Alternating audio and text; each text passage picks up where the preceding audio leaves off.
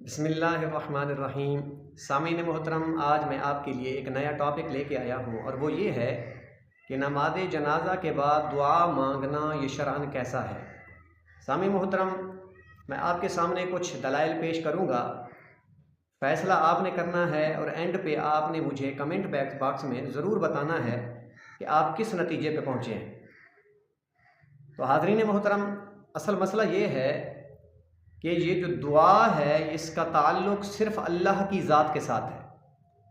तो जब दुआ का ताल्लुक़ है ही अल्लाह की ज़ात के साथ, तो जिस वक्त मांगें, चूँकि ताल्लुक़ अल्लाह की ज़ात के साथ था, तो इसमें कोई शरअन कबाहत नहीं है। अल्लाह ताला फरमाता है कि जब मेरा बंदा मुझसे सवाल करता है तो मैं उसके करीब हो जाता हूँ। फरमाया व इज़ा सअलका इबादी अन्नी फ़इन्नी क़रीब। फरमाया जब मेरा बंदा मुझसे सवाल करता है तो मैं उसके करीब भी हो जाता हूँ और उसकी दुआओं को कबूल भी फरमाता हूँ। अब रहा सवाल नमाज जनाजा का और नमाज जनाजा की दुआ का। सामीन मोहतरम, नमाज जनाजा के अंदर दुआ मांगें या बाहर दुआ मांगें, इसका ताल्लुक़ चूँकि अल्लाह की ज़ात के साथ है, इसलिए नमाज जनाजा के अंदर दुआ मांगना भी ठीक है, जायज़ है, और नमाज जनाजा के बाद भी दुआ मांगना जायज़ और ठीक अमल है। उसकी वजह यह है क्योंकि इसका ताल्लुक़ सिर्फ़ अल्लाह की ज़ात के साथ है। क्योंकि दुआ नमाज जनाजा के बाद जो मांगी गई वो भी अल्लाह से ही मांगी गई, तो इस लिहाज से ये दुआ जो अल्लाह से मांगी गई तो ये शरअन इसमें कोई कबाहत नहीं है। और इसके अलावा सामीन मोहतरम, ये जो नमाज जनाजा है ये फ़र्ज़ किफ़ाया है। फ़र्ज़ दो तरह का होता है, एक फ़र्ज़ ऐन और दूसरा होता है फ़र्ज़ किफ़ाया। फ़र्ज़ ऐन जैसे नमाज, रोज़ा, हज, ज़कात, ये फ़र्ज़ ऐन है। इसी तरह ये फ़र्ज़ किफ़ाया है नमाज जनाजा।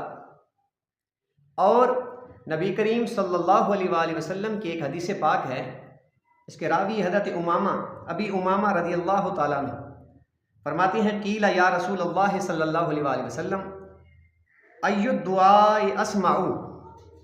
फरमाती हैं, मैं नबी करीम सल्लल्लाहु अलैहि वसल्लम की बारगाह में हाजिर हुआ और मैंने अर्ज़ की, या रसूल अल्लाह, कौन सी दुआ अल्लाह ताला कबूल फरमाता है? तो नबी करीम सल्लल्लाहु अलैहि वसल्लम ने फरमाया, वो दुआ जो रात के आखिरी हिस्से में मांगी जाए वो भी रद्द नहीं होती, और जो फ़र्ज़ नमाज़ों के बाद मांगी जाए वो भी अल्लाह ताला रद्द नहीं फरमाता बल्कि कबूल फरमाता है। तो इस लिहाज से चूँकि नमाज जनाजा ये फ़र्ज़ किफ़ाया था, तो हुज़ूर के इस हुक्म के मुताबिक अल्लाह ताला फरमाता है कि जो बंदा मुझसे फ़र्ज़ों के बाद दुआ मांगता है तो मैं उसकी दुआ रद्द नहीं करता, कबूल फरमाता हूँ।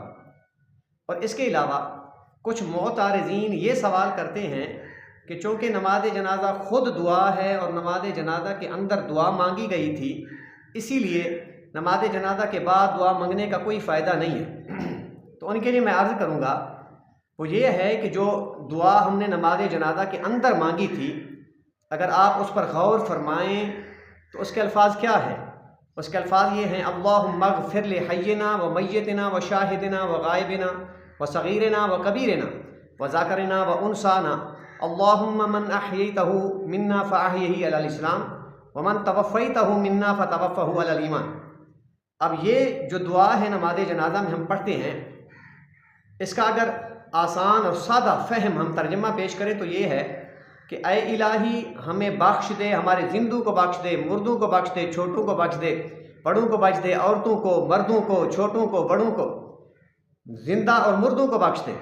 तो सामीन मोहतरम, आपने ये दुआ समात फरमाई, इसमें तो मरने वाले का जिक्र ही नहीं है कि उसके लिए खालिसतन दुआ मांगी जाए।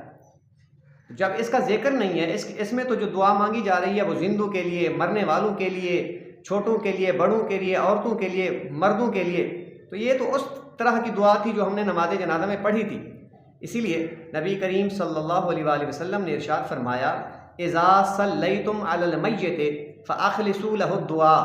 हुज़ूर फरमाते हैं कि जब तुम नमाज जनाजा पढ़ चुको तो अब फ़ौरन देर नहीं करना, बल्कि फरमाया फ़अख़लिसू लहु दुआ, अब उस मरने वाले के लिए खालिसतन दुआ मांगें। तो इससे साबित ये हो गया कि नमाज जनाजा के अंदर चूँकि वो इज्तिमाई तौर पर दुआ मांगी गई थी, वो हर किसी के लिए थी, अब हुजूर फरमाते हैं जनाजे के फ़ौरन बाद जब पढ़ चुके तो फिर अब खालिसतन उस मरने वाले के लिए दुआ करें।